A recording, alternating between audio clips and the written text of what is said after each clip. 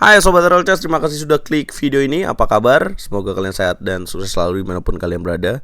Teman-teman, kita akan bahas dari babak keempat Serbia Open 2024, di mana saya mengikuti turnamen ini bersama dengan dua pecatur Indonesia lainnya. Dan kita akan bahas permainan saya melawan International Master Anđelko Dragojević, elo rating 2106. Kalau lihat dari elo ratingnya memang lebih tinggi saya ya, tapi secara gelar lebih tinggi lawan saya. Berarti dia pernah menyentuh 2400, namun sudah turun ya, dan usianya memang cukup senior teman-teman.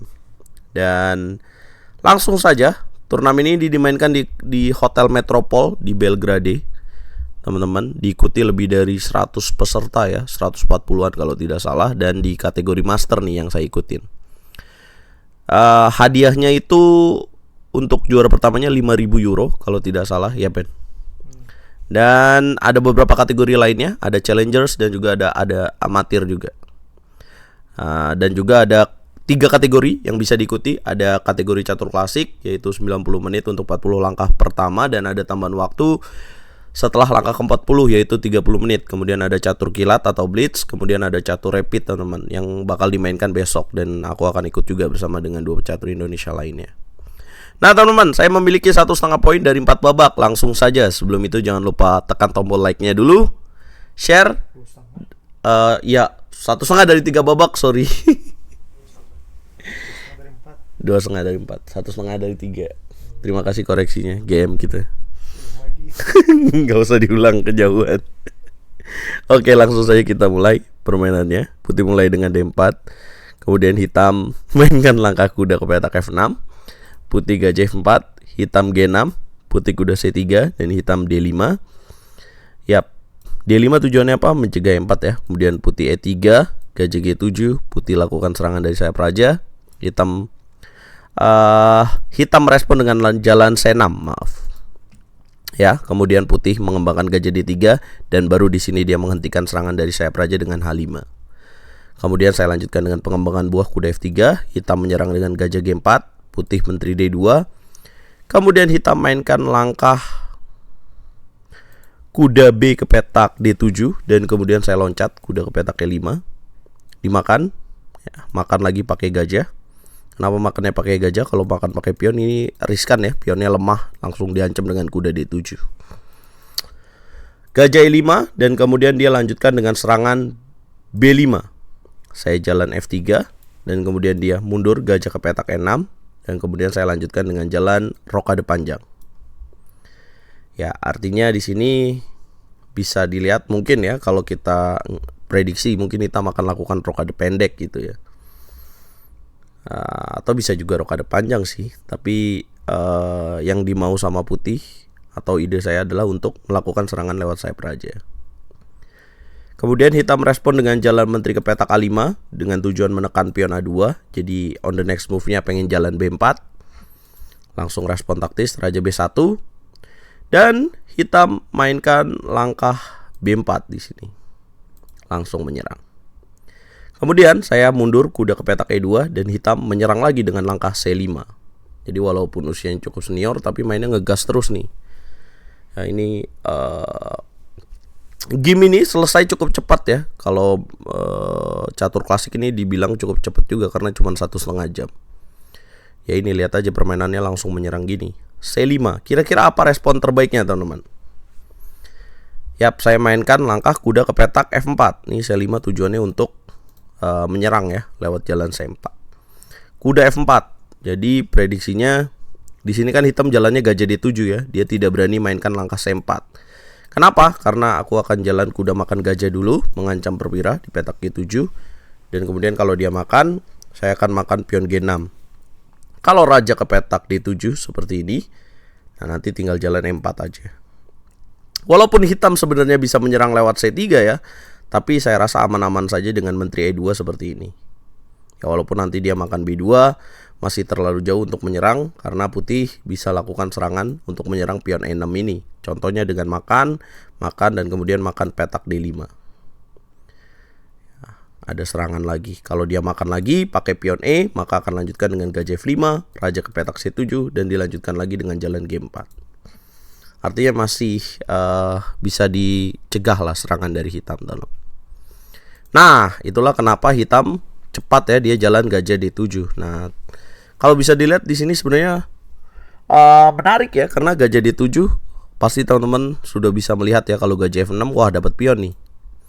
Nah, apakah ada jebakannya? Nah, tidak ada. Kayaknya sih nggak ada ya. Di sini juga ada pilihan makan pion C5. Nah, tapi mana yang lebih baik? Sebenarnya lebih baik makan pion C5 ya. Makan pion C5, makan, dan kemudian gajah ke petak A6 dengan tujuan gajah B7, dan juga ada ancaman ini, dan juga membuka dari ancaman ini menterinya. Nah, tapi dalam gamenya saya lebih pilih makan kuda, dan kemudian dia makan lagi pakai pion. Ini menarik. Dan kemudian saya makan pion D5. Hitam melanjutkan dengan jalan rokade. Dan kemudian saya lanjutkan dengan jalan gajah ke petak C4. Kemudian hitam melanjutkan dengan benteng A ke petak B8. Apa tujuan dari gajah C4? Sebenarnya mengaktifkan ancaman menteri terhadap petak D7. Juga untuk makan pion C5 dan mengambil pion B4. Dia jaga dengan benteng A ke petak B8. Saya lanjutkan serangan dengan jalan G4. Kemudian apa ide dari G4? Kalau misalkan dimakan, maka idenya adalah untuk kuda E7. Boom. Kalau raja ke petak H7 akan dilanjutkan dengan H5. Jadi ini nih. Ya, bisa ide Anastasia mate ya. Kalau dia G5, maka lanjutkan lagi dengan H6, gajah mundur, dan bisa lanjutkan dengan makan C5. Nah, ini bahaya banget sih rajanya, terpojok gini. Nah, ada ancaman gini juga. Itu kira-kira idenya. Nah, setelah jalan G4, apakah Dragojlovic Angelko ini makan? Nah, dia nggak juga. Jadi susah juga nih dikadalin nih. Dia lebih pilih jalan benteng F ke petak D8. Kemudian saya tetap makan. Dia jalankan gajah E6 mengancam.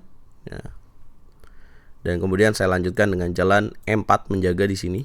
Ya, ada kalkulasi mungkin kuda E7. Kenapa nggak kuda E7 aja? Ini kan ada fork ya.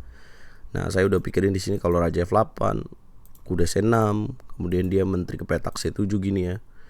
Kemudian kalau kita makan sini, dia makan sini kan ya. Nah, kita makan begini, saya tadinya takut dia begini nih. Nah, padahal masih bisa dimainkan juga. Contoh bisa menteri D4 juga ya. Gajah ke petak B5 dan kemudian bisa menteri E4 gini. Nah, cuma jadi liar banget ya. Mesti hitung-hitungan gitu. Nah, tapi saya lebih pilih main posisional dengan jalan E4 ya. Pelan-pelan saja. Hitam tentu gak mau makan pion H5. Kenapa? Karena kalau dibuka bahaya banget serangannya. Tinggal benteng DG1 doang. Ada ancaman pada petak F6. Kalau dia raja geser petak F8, lanjutin lagi dengan menteri G2. Bahaya banget.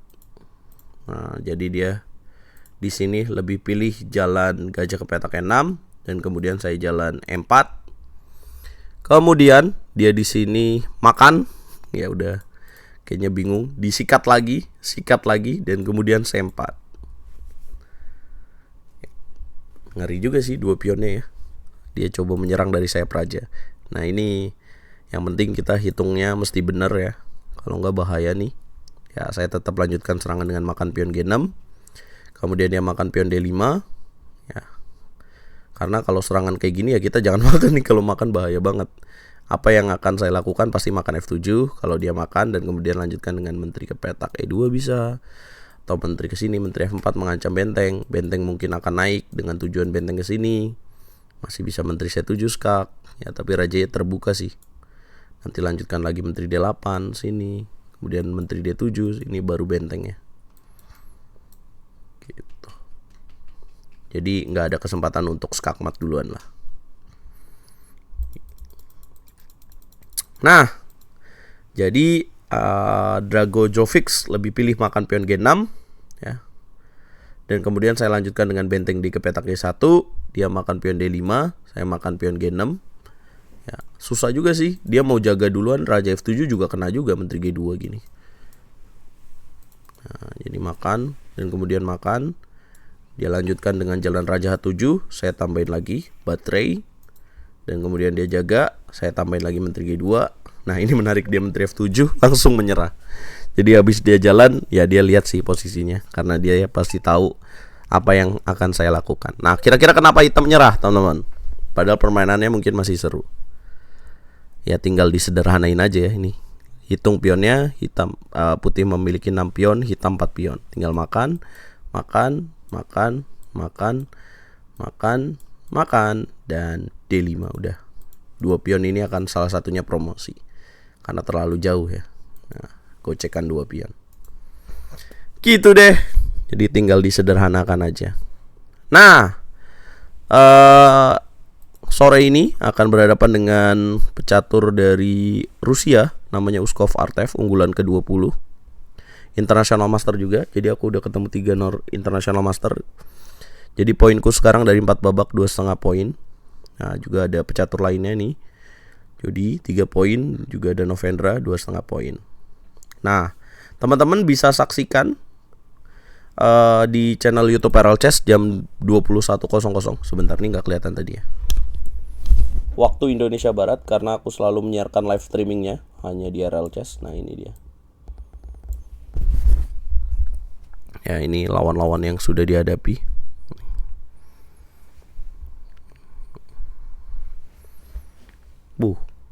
Rating performanya udah lumayan ya Andrew ya. Ini juga gue belum. Plus berapa ya? Plus kalau menang, kemarin plus 4 ya lo ratingnya. Jadi ya balik modal ya. Kemarin lo minus lumayan Andrew, 6. Iya, bawah aja. Iya. Nah, kita lihat ranking listnya. Ranking constable-nya masih terlalu dini ya, masih jauh. Nah, ini dia nih, bisa kelihatan. Karena pesertanya banyak ya, ada 140-an teman-teman kalau nggak salah. Tuh. Nah, masih terlalu dini ya siapa yang akan jadi juaranya, tapi ada 2 pemain yang memiliki full point. Itu ada Kelires Andreas dari Yunani dan ada Bojan Maksimovic dari Bosnia. Yap, kita butuh dukungan moral dari pencinta catur Indonesia dan masyarakat Indonesia. Semoga 3 pecatur Indonesia bisa tampil baik di Serbia Chess Open 2024 ini. Jangan lupa bantu video ini berkembang dan jangan lupa nonton live-nya jam 21.00 waktu Indonesia Barat hanya di YouTube Aral Chess. Ciao.